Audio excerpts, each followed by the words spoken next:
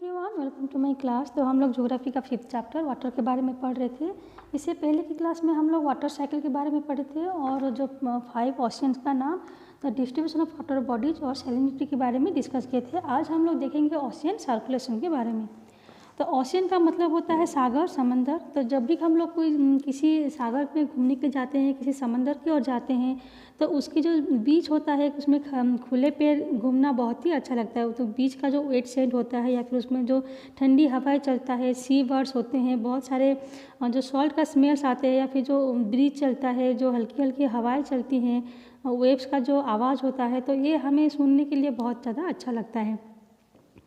तो जो ओशियन का वाटर होता है वो पॉन्ड्स या फिर लेक्स का जो वाटर होता है उनके जैसा वो कांस्टेंट नहीं रहता है। मतलब जो पॉन्ड्स होते हैं, जो तालाब होते हैं, वहाँ का जो पानी होता है वो हमेशा कांस्टेंट रहता है, वो जो है स्थिर होकर रहता है। तो जो सागर का पानी होता है वो हमेशा मूवेबल रहता है, कंटिन्यूसली वो मूव करता रहता है। इट इज़ नेवर स्टिल, वो कभी भी स्थिर होकर नहीं रहता। तो the movements that occur in the oceans can be broadly categorized as waves, tides and currents। तो जो मूवमेंट्स होता है ओशियंस में, मतलब जो पानी मूव करता रहता है, तो उसके हिसाब से उसको 3 भाग में डिवाइड किया गया है, जिसका नाम है वेव्स, टाइड्स एंड करेंट्स। तो जो मार्च 22 है उसको हम लोग वर्ल्ड वाटर डे के हिसाब से सेलिब्रेट करते हैं। तो इस दिन जो है हमें वाटर के वैल्यू के बारे में, उस वाटर को कंजर्व करने की ज़रूरत क्यों है उसके बारे में जो है लोगों को अवेयर कराना चाहिए, उनके बारे में लोगों को ज़्यादा सचेतन कराना चाहिए। तो मार्च 22 को वर्ल्ड वाटर डे के हिसाब से सेलिब्रेट किया जाता है। तो अब देखते हैं वेव्स के बारे में। तो तुमने जब कभी किसी बीच की ओर गए होंगे या फिर जब भी तुम लोग समंदर घूमने के लिए जाते हो तो बहुत सारे गेम वहाँ पे क्या खेला जाता है। तो कभी तुम लोग बॉल को ऐसे पानी में फेंक के देखा है? अगर देखा होगा तो ये भी देखे होंगे कि कैसे वो बॉल जो है वो कुछ टाइम बाद फिर से सागर के लहरों के साथ हमारे पास वो वापस चला आता है। तो ये देखने के लिए बहुत ज़्यादा मज़ा भी आता है। तो जो पानी, समुद्र का जो पानी होता है, हम लोग कोई भी चीज़ को फेंकते हैं तो उसका जो वेव्स होता है वो फिर से हमें वापस लाके छोड़ देता है समंदर के किनारे में।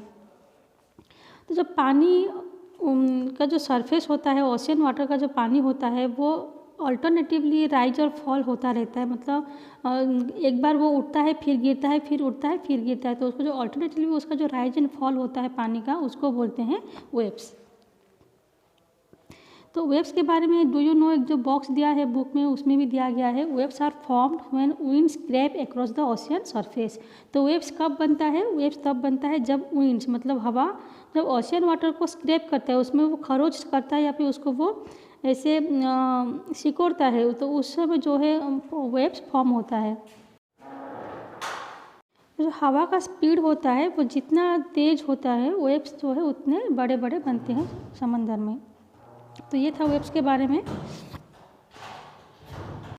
नेक्स्ट देखते हैं सुनामी क्या होता है। तो सुनामी भी के बारे में भी नीचे एक बॉक्स दिया है, उसमें दिया गया है, tsunami is a Japanese word that means harbour waves. तो हार्बर मतलब जो जिसमें सभी जहाज जाके रुकता है उसको हार्बर बोलते हैं। तो हार्बर वेव्स को जापानीज वर्ड में सुनामी बोलते हैं। इसलिए उसको ऐसा नाम दिया गया क्योंकि जब भी जापान में सुनामी आते थे तो उसका जो हार्बर होता था वो हमेशा डिस्ट्रॉय होता था, तो इसलिए उसको ऐसा नाम दिया गया है। तो जब स्टॉर्म आता है या फिर जब तेज तूफान आता है तो उस समय जो विंड्स का स्पीड होता है बहुत ज़्यादा बढ़ जाता है, और विंड का स्पीड जितना बढ़ेगा पानी में वेव्स जो है उतने बड़े बड़े बनते हैं। वेव जितने बड़े होते हैं डिस्ट्रक्शन भी उतना ही ज़्यादा होता है।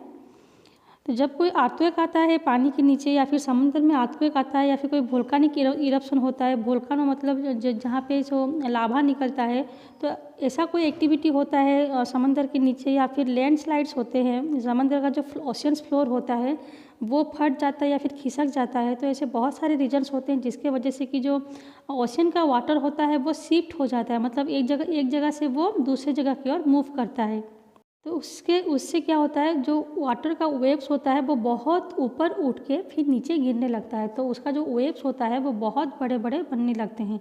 तो उस समय जो बड़े वेव्स बनते हैं उसको ही बोलते हैं सुनामी। तो सुनामी का जो हाइट होता है वो कभी कभी 15 मीटर होता है, और जब बहुत ज़्यादा होता है तो वो 150 मीटर हाई भी होता है। तो जो लार्जेस्ट सुनामी आया था, सबसे बड़ा सुनामी, उसका जो हाइट था वो 150 मीटर हुआ था। तो ये जो वेव्स होते हैं वो 1 घंटा में 700 किलोमीटर के स्पीड में वो बहने लगते हैं। तो सुनामी जो 2004 में आया था वो बहुत ज़्यादा हेवी डिस्ट्रक्शन और डैमेज किया था कोस्टल एरिया के, इंडिया के कोस्टल एरिया में। तो 2004 में इंडिया में एक सुनामी आया था, जिसके वजह से इंडिया के कोस्टल एरिया में बहुत ज़्यादा हेवी डिस्ट्रक्शन हुआ था। और उस सुनामी में इंडिया का जो अंडमान निकोबार है उसमें जो सबसे साउदर्न मोस्ट टिप है, या फिर जो सबसे नीचे साउदर्न पार्ट का एरिया है जिसको इंदिरा पॉइंट बोलते हैं, तो वो पानी के नीचे सबमर्ज हो गया था, मतलब वो आधा डूब गया था। ये था सुनामी के बारे में। अभी नीचे दिया है सुनामी का एक केस स्टडी के बारे में दिया गया है। तो सुनामी द अर्थ पेंटामिनियम। तो सुनामी जो कि हार्बर वेव बोलते हैं, वो इंडियन ओशन में जब आया था 26 दिसंबर 2004 में, तो उस समय वो इंडिया में बहुत ज़्यादा हेवी डिस्ट्रक्शन लेके आया था। तो उस समय समंदर के नीचे अर्थक्वेक बना था। तो अर्थक्वेक का जो एपिक सेंटर है, जो कि तुम लोग पहले के चैप्टर में भी पढ़े हो, तो एपिक सेंटर जो कि सुमात्रा के वेस्टर्न बाउंड्री के पास था, तो उसका जो मैग्नीट्यूड है, फिर जो अर्थक्वेक का साइज़ था, वो रिक्टर स्केल में उसका जो मेजरमेंट था वो 9.0 था। तो जो इंडियन का प्लेट आता है, जो टेक्टोनिक प्लेट्स होते हैं या फिर जो कॉन्टिनेंटल प्लेट होता है, तो इंडियन प्लेट, इंडिया का प्लेट और उसका जो नेबर है बर्मा या फिर जो म्यांमार बोलते हो, तो बर्मा प्लेट और इंडियन प्लेट वो पास पास था। तो इसलिए वहाँ पे सडन मूवमेंट होने की वजह से जो सी फ्लोर था वो खिसकने लगा था, जिसके वजह से कि वहाँ पे अर्थक्वेक हुआ था। तो अर्थक्वेक होने की वजह से जो ओशियन प्लेट या फिर समंदर के नीचे का जो फ्लोर था वो 10 मीटर से 20 मीटर तक वो खिसक गया था, मतलब वो अंदर टूट के 10 मीटर से 20 मीटर तक वो खिसक गया था, और वो डाउनवार्ड मतलब नीचे की ओर वो झुक गया था, टिल्टेड पोजीशन में वो रह गया था। तो जब समंदर जो है वो सीधा रहता है, तो समंदर का जो नीचे का ओशियन फ्लोर जब वो डाउनवार्ड मतलब नीचे की ओर खिसक गया, तो नीचे का जो पानी स्पेस था उसको फिलअप करने के लिए ऊपर का जो पानी था वो नीचे की ओर बहने लगा था। उसके बाद जब इंडियन प्लेट्स बर्मा प्लेट्स के नीचे जब सेटल्ड हो गया, मतलब जो एक प्लेट दूसरे प्लेट के नीचे आ गया, तो जब वो फिर से उसका जो पोजीशन है जब वो इक्वल हो गया, तो जो पानी डाउनवर्ड बह गया था वो फिर से कोस्टल एरिया की ओर बहने लगा था। तो इसके वजह से उस एरिया में सुनामी आया था, या फिर जो वेव्स थे वो बहुत बड़े बड़े बनने लगे थे, जिसके वजह से कि बहुत ज़्यादा हेवी डिस्ट्रक्शन देखने को मिला था। उस समय जो सुनामी था उसका स्पीड 1 घंटे में 800 किलोमीटर था, जो कि किसी भी कमर्शियल एयरक्राफ्ट के कंपैरिजन में बहुत ज़्यादा आगे होता है। तो इसकी वजह से जो इंदिरा पॉइंट है वो सब पूरा कम्प्लीटली सबमर्ज्ड हो गया था पानी में, जो कि पहले भी तुम लोगों को बता चुकी हूँ। तो सुनामी में 10,000 से ज़्यादा लोग मारे गए थे, और बहुत ज़्यादा लाख से भी ज़्यादा लोगों का जो घर था या फिर उनका जो लाइफ था उसमें बहुत ज़्यादा नुकसान देखने को मिला था।